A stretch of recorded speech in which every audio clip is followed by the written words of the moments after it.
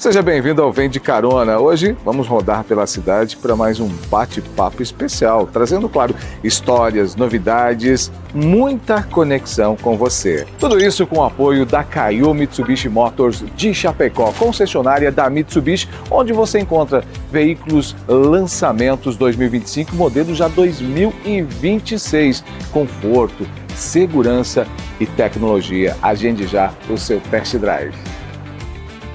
E não esquece, curte, compartilha, se inscreva no nosso canal do YouTube, acione as notificações para você receber informações sempre que a gente tiver novas histórias para te contar. E olha só, nosso parceiro para levar todas essas histórias é a Nativa FM 105.7. Sintonize, fique bem informado, ouça boa música. O nosso quadro Vem de Carona de hoje já está no ar. Estou indo encontrar o nosso convidado, entrevistado desta edição. E quem embarca comigo hoje, em nome da Kaiô Motors, concessionária da Mitsubishi aqui de Chapecó, lugar certo para você que está pensando em trocar de carro. Você quer um Mitsubishi, tem vários modelos, inclusive para você fazer o seu test drive. Ou se você quiser simplesmente um seminovo, a Kaiô tem também à disposição para você. O carro certo você vai encontrar na Kaiô Mitsubishi Motors de Chapecó. Bom, como estava dizendo, quem embarca comigo hoje, ele tem uma história muito legal. E se há uma história para se inspirar, é desse cara. Inclusive ele leva através de palestras, através de um podcast, um pouquinho da sua trajetória. Estou falando do primeiro astronauta brasileiro, Marcos Pontes, que tem uma história muito interessante.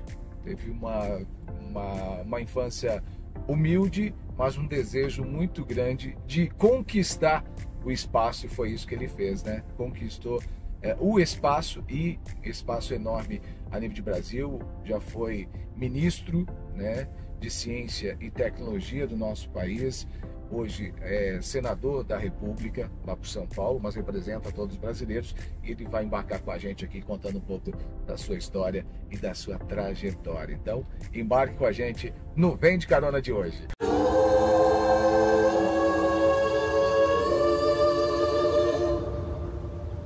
Luxurious.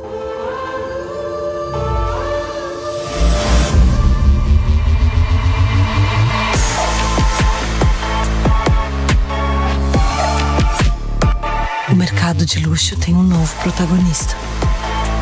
Chegou o Outlander, o híbrido carregado de luxo. Bom, já aqui comigo, prazer, senador Marcos Pontes, prazer recebê-lo aqui, viu? Prazer meu, parabéns pelo programa, é uma forma bastante interessante de fazer. Dirigindo, batendo papo e contando histórias. Bom, senador, a sua história é uma história bastante inspiradora, né? Porque o primeiro brasileiro a ir ao espaço, e essa com certeza gera muita curiosidade nas pessoas. Como é que começou essa trajetória? O senhor, obviamente, fez uma carreira militar, né? Também, embora a atividade astronauta é uma atividade civil. Não necessariamente precisa ser militar. Hoje em dia eu diria que 50% é militar, 50% vem da vida civil. É uma atividade bastante extensa, né, com várias áreas. Então tem muita gente com backgrounds diferentes, né, com carreiras diferentes. Nós temos lá físicos, astrofísicos, químicos, biólogos, médicos, tem muito médico, engenheiro, né, no meu caso também.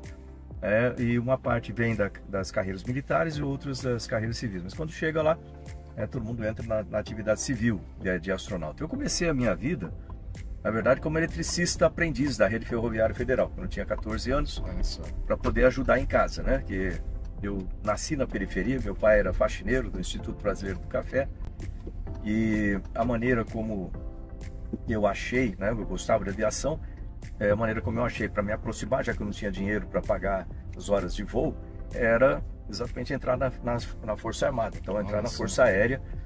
Para isso eu fiz o concurso da Academia da Força Aérea. Nessa época eu lembro que eu falava que eu queria ser piloto na oficina. Eu trabalhava na oficina da Rede Ferroviária Federal como eletricista aprendiz, né? E aí o pessoal fala assim, isso é coisa para maluco, filho de rico, rapaz, você nunca vai conseguir. Aquelas coisas que a gente sempre ouve quando você quer fazer alguma coisa diferente do normal.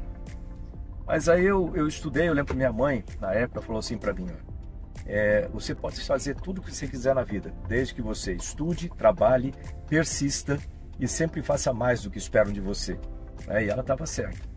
Eu fiz a prova da academia, passei, fui para a Academia da Força Aérea, 4 anos lá, me formei como administrador público e como em ciências aeronáuticas, né? São 2 bacharelados lá, e piloto, né? Piloto da Força Aérea. Aspirante, então fui para Natal, no Rio Grande do Norte, fiz aviação de caça, né? 1 ano para me formar como ala da aviação de caça. 10% da minha turma se tornou piloto de caça, dos 242, 28 ficaram como pilotos de caça. Depois fui para Santa Maria já como piloto operacional, casei, meu filho Fábio nasceu, aí eu resolvi estudar mais. Aí eu fiz o vestibular do ITA, né? Instituto de Tecnologia Aeronáutica, em São José dos Campos. Fui lá, fiz engenharia aeronáutica e aí eu somei a parte de pilotagem com a parte de engenharia e me tornei um piloto de testes de aviões. Então eu era o único piloto de testes na época que era piloto e engenheiro ao mesmo tempo. Para quem dizia que ele não ia alcançar ser piloto. Pois aí tá a prova cabal de que é possível, se você realmente querer alguma coisa, né? Se você quiser, você realmente consegue. Aí depois, como piloto de teste, eu voei no Brasil, voei fora do Brasil, nos Estados Unidos, na Rússia, etc. Voltei ao Brasil, fiz um primeiro mestrado em otimização de trajetórias orbitais, lá no ITA. Depois me mandaram de volta para os Estados Unidos para mestrado e doutorado em engenharia de sistemas. E quando eu estava lá no doutorado, foi quando o Brasil entrou no programa da Estação Espacial Internacional. A NASA tem concurso público a cada 2 anos. Eu me inscrevi no concurso da NASA, porque eu sabia que tinha uma vaga para um brasileiro. Nossa! E acabei sendo selecionado. E entrei na turma 17 de astronautas da NASA. A turma 1 é aquela dos eleitos, lembra do livro? Sim, sei. Eu sou da turma 17. Agora, isso chama bastante atenção porque é realmente para poucos, né? É para poucos. E o senhor tem levado, inclusive, essa mensagem, né? E acabou de falar aqui pelo menos 2 vezes do quanto a persistência pode te levar àquilo que você quer, né? E os critérios realmente são bem apertados para conseguir. São apertados, mas é possível, isso que a gente tem que falar. Essa nossa juventude agora, né? E graças a Deus eu tive uma vida muito diversa, vamos dizer assim, claro. Muita coisa, desde piloto, engenheiro, trabalhei em instituições aqui no Brasil, como Força Aérea, trabalhei fora do Brasil também, né, com a NASA, 20 anos na NASA, mais tempo na Organização das Nações Unidas, World Skills International, depois Ministério de Ciência e Tecnologia, hoje em dia Senado, também empresário, né? Então uma série de aplicações. Mas isso aí, o que eu digo para essa juventude é o seguinte: você não pode ficar, primeiro, não pode se deixar levar pelas notícias ruins. Então o pessoal fica muito, hoje em dia tem muito acesso a muita informação. E infelizmente o ser humano ele é focado por causa do medo. A gente foca muito nas notícias ruins e fica achando que o mundo está terrível, que eu nunca vou conseguir fazer nada. Não, você consegue, depende de você. E as pessoas vivem querendo se comparar com outras pessoas também. Esse é outro ponto importante. Cada um tem o seu talento, todo mundo tem talento. E você tem que procurar aquele talento e desenvolver aquele talento no seu ritmo, da sua maneira de ser, né? E todos os jovens podem contribuir aí com o planeta, né? Vamos dizer assim, com o seu talento. Mas eles precisam acreditar que é possível. Então, isso, quando eu faço essas palestras, eu procuro trazer essa mensagem, assim, é possível, né? Você consegue fazer. Não dê ouvido para ideias ruins, não deixa ideia ruim criar raiz na sua cabeça, entendeu? Pense nas coisas que você quer fazer e pense só nas coisas que você quer realizar e não no lado errado, naquilo que pode dar errado. Você faça os seus planos de contingência, lógico, claro, é preciso, mas trabalhe, né, focado naquilo que você quer que aconteça. Então a gente precisa trazer essa garotada para utilizar os seus talentos, né, os seus recursos aí naturais, vamos chamar assim. É bem isso, né? Acho que a gente vê essa geração muito no comparativo, né? a rede social, a internet, ela está aí para contribuir, para ajudar, mas a gente não pode se perder. A gente vê que as gerações têm se perdido um pouco com todo o acesso a essa informação, né? O senhor falava aqui de notícia ruim. Eu, como jornalista, acompanho. Às vezes se faz uma reportagem tão legal, tão bonita, tão construída, se não consegue a mesma visibilidade de que uma matéria que, infelizmente, às vezes você precisa dar, que é de uma tragédia ou algo ruim. Infelizmente, o ser humano ele acaba atraindo isso, né? E que não é legal. Não é. Mas sabe que eu perguntei isso aí pro Dr. Flynn? Ele não está mais lá, já aposentou. Mas o Flynn ele trabalhou como psiquiatra lá na NASA, né, no corpo dos astronautas, né, durante bastante tempo. Ele era um cara muito bacana, eu gostava de conversar com ele. E uma vez eu perguntei isso para ele, falei assim, Flynn, por que notícia ruim corre mais rápido do que notícia boa? Aí ele falou assim, deixa eu te explicar isso aí de uma maneira bem, bem simples. Ele falou, lembra que o ser humano, não há muito tempo atrás, considerando a história da Terra, né, não há muito tempo atrás, nós éramos tipo animais no prado, lá, assim, na pradaria, né, pegando frutinha, etc. E sempre tinha que, imagina um bando de macaco, né, aqueles babuínos, né? Sempre tem um que fica de guarda, fica olhando, e enquanto os outros estão comendo, estão ali, né? Eles têm toda uma organização para isso, de proteção. E quando aquele de guarda, ele vê algum perigo, tipo um leão chegando, uma coisa, né, naquela época, sei lá, um tigre de sapo, não sei, chegando, ele avisa os outros, tá? E eles correm em bando, já se misturar. A impressão que dá é quando você, durante uma coisa ruim, quando você se mistura com todos, você de certa forma tem uma sensação de segurança. Porque o que vai acontecer comigo? Tá todo mundo aqui igual, a probabilidade de me atacar é menor do que se eu estivesse sozinho. É verdade. Então, a notícia ruim ela espalha rápido, né, por senso de proteção, de autoproteção. A notícia boa, por outro lado, quando um deles lá, imagina uma Lucy lá, sei lá, da vida, né? O primeiro tá lá, ela acha uma árvorezinha com frutos.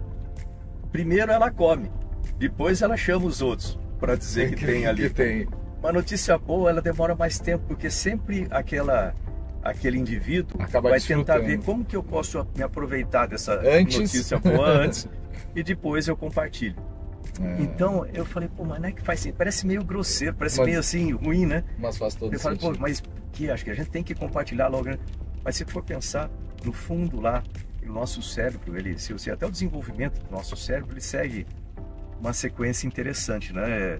Começa com o cérebro básico, vamos chamar assim, mais primitivo, e depois vai se criando as outras estruturas, vai desenvolvendo as outras estruturas até chegar no córtex, vamos dizer, que nos diferencia em termos de raciocínio, de simulação de futuro dos outros animais. Então, você vê como é que a gente ainda tem essa parte muito emocional lá. Ainda bem marcante.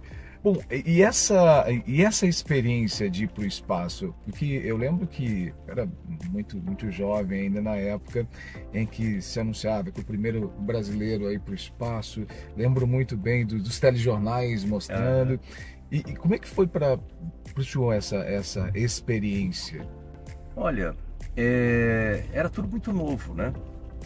Eu já era piloto, já tinha voado nos Estados Unidos, conhecia vários candidatos a astronauta, né? Foi assim que eu tive a ideia de me inscrever também, principalmente na Marinha Americana. Inclusive, 2 deles são amigos meus até hoje. Olha. E eles entraram uma turma antes, na turma de 96, que eram 2 irmãos gêmeos, o Mark Kelly e o Scott Kelly. Eles eram ambos pilotos da Marinha Americana, uma carreira semelhante, irmãos gêmeos, idênticos. Hoje em dia já não são idênticos, porque o Scott ficou no espaço, tipo, quase um ano, e o Mark ficou no solo. Eles foram fazendo experimentos nos dois, da saúde, para ver as modificações. Olha só. E o espaço modifica a nível de DNA. Não sei explicar isso, entrar no site da NASA, lá tem as explicações disso, né? Mas os dois voaram comigo na época de piloto de testes. Ele é o piloto de testes da Marinha Americana e eu do Brasil. A gente se conheceu antes. Então eu via como é que era o processo. Eu fui aprendendo e preparando a minha carreira para poder participar de uma seleção, caso houvesse, porque tinha lá um item de ser americano, que eu não tinha, né? Então só quando o Brasil entrou na estação que abriram uma vaga para um brasileiro, foi aí que eu consegui, mas eu me preparei antes. O senhor falou de tempo, de mudança, né, no espaço. O senhor chegou a ficar quanto tempo mesmo no Eu espaço? fiquei 20 anos na NASA e 10 dias no espaço. 10 dias. 10 dias no espaço. Você vê que a relação é baixa, né? Você fala 10 dias para 20 anos, mas de certa forma é comum lá. Mas qual a sensação de tempo estando no espaço? Tem noção de tempo ou se perde? Você perde um pouco essa noção, porque você está em órbita da Terra, circulando a Terra uma vez a cada uma hora e meia, 90 minutos. E como você está circulando a Terra, você vai passar 45 minutos do lado do dia e 45 minutos do lado da noite. E essa mudança rápida entre dia e noite contrasta com o nosso desenvolvimento aqui na superfície do planeta, como seres ligados aqui ao planeta, que a gente está acostumado com esses ciclos de 12 horas. 12 horas de dia, 12 horas de noite, em média, né? E com isso, quando você está no espaço com essas variações de luz muito rápidas, e de certa forma isso está conectado com a luz, o nosso ciclo circadiano, como chama, ele acaba sendo afetado. Você sente muita canseira no espaço por causa disso. Então, e além de outros efeitos, como 0G, né, radiação, a radiação você não vai sentir, mas zero, assim, isso, mas 10 dias no espaço, como se ficasse um ano trabalhando com radiação direto. Nossa. Então, e alterações no sistema cardiovascular, no sistema hormonal, imunológico, então todas essas coisas acabam afetando muito o corpo.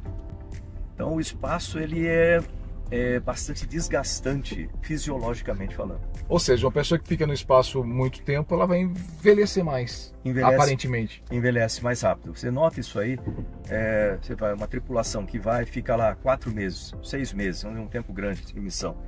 Quando volta, os primeiros meses você não nota a diferença. Demora uns 3 meses para 6 meses, você vai notar que a pessoa envelhece. Aparecem sinais de envelhecimento, o cabelo vai ficar mais branco, você vai notar nitidamente que a pessoa deu uma envelhecida. Às vezes o pessoal fala, o espaço que está uma velocidade muito grande, né, 28 mil km por hora, você vai ter algum efeito relativístico. Tem, mas é minúsculo, questão de, sei lá, milionésimo de segundo só. Porque embora seja uma velocidade alta do ponto de vista de referência aqui da Terra, a gente tem, com relação à luz é muito baixa ainda, né? Então, pensar em... A gente anda, deixa eu pensar lá, 8 km por segundo.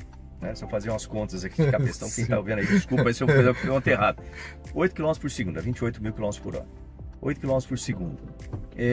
A luz, ela 3 vezes 10 é 8 metros por segundo. Né? Então,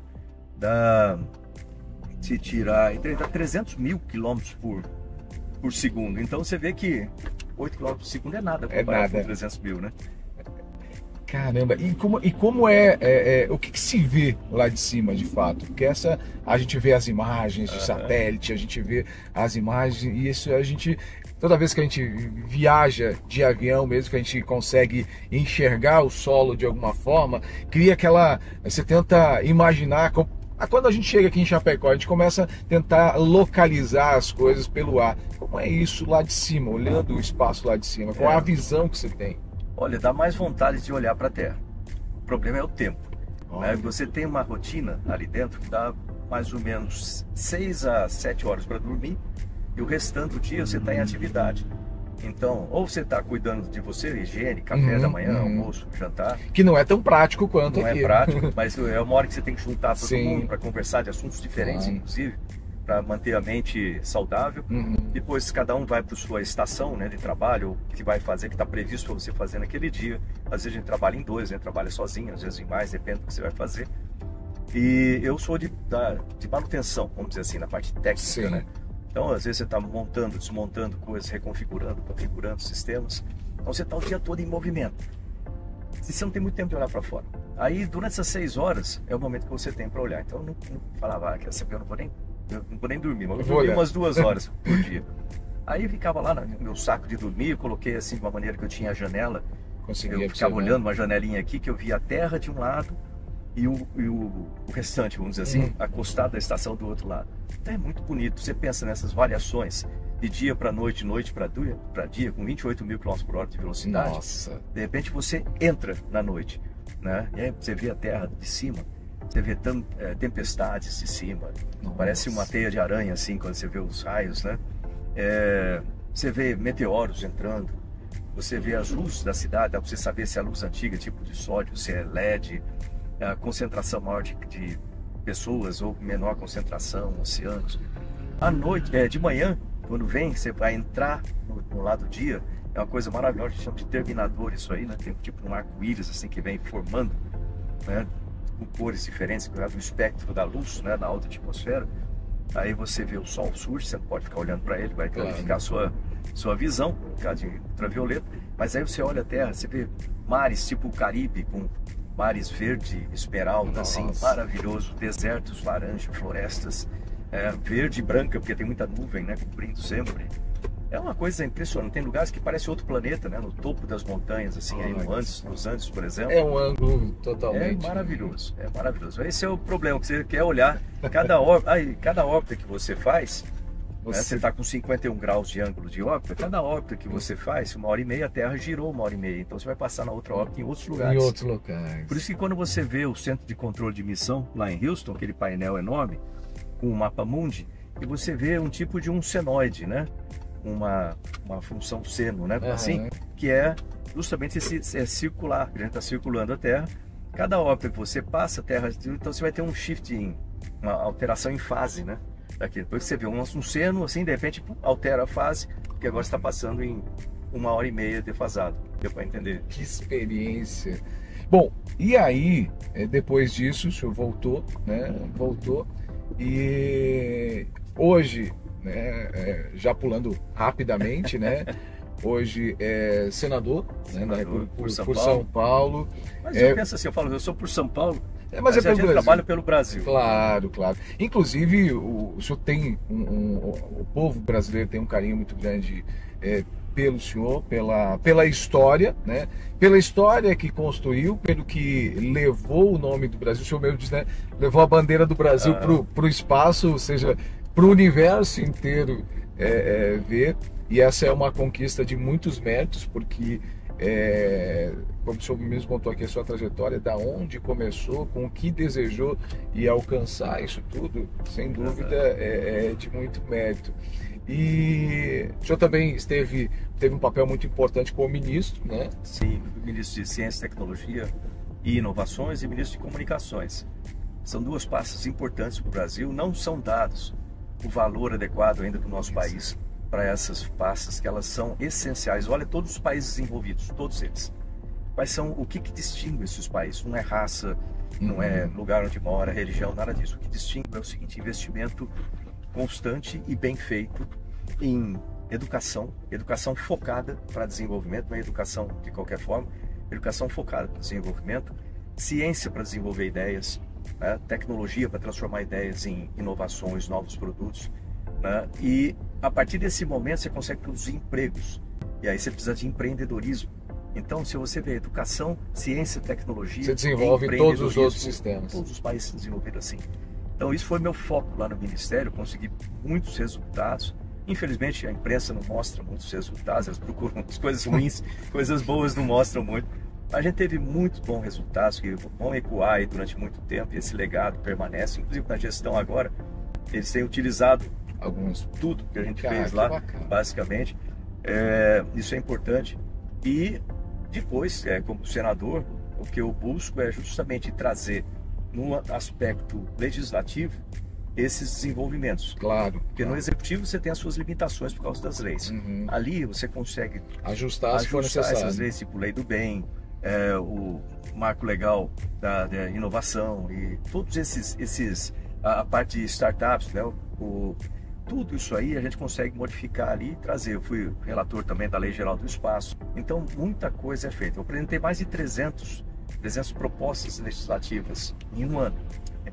Você vê que trabalhou bastante. Uma produção muito grande. Eu tenho uma equipe boa também e tinha muita coisa represada. E eu tenho aprovado muita coisa. O pessoal fala assim, é difícil aprovar coisas no legislativo? É difícil, mas se você tem uma boa proposta, você consegue explicar aquilo. Qual que é a intenção, qual é o foco daquilo, né? E você vê que o fato de eu ser um especialista no setor me dá credibilidade para explicar e para trabalhar com isso. A gente precisa ter mais especialistas dentro do poder público de uma forma geral, né? É importante. Sandro, muito obrigado pelo bate-papo, muito importante, muita informação. A gente aqui conta histórias para inspirar e nada melhor do que a sua história para inspirar. Inclusive, eu sei que o senhor tem um podcast lá sim, que é importante. De falar, o pessoal fala, você nunca fala dele. Eu tenho um podcast chamado Astropontes Podcast, tá no YouTube, se procurar @astropontes, você vai achar lá. Toda quinta-feira às 19 horas, né, no YouTube e em outros canais também no YouTube, principalmente. Então, obrigado. À disposição. Obrigado. Grande abraço. Sucesso aí também. Abraço aí para vocês. Gente, toda semana o nosso quadro Vem de Carona, sempre em nome da Caio Motors, concessionária da Mitsubishi aqui em Chapecó. Então, embarque no Vem de Carona.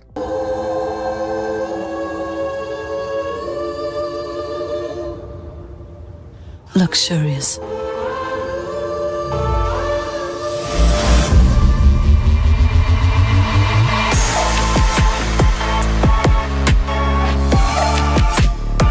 O mercado de luxo tem um novo protagonista. Chegou o Outlander, o híbrido carregado de luxo.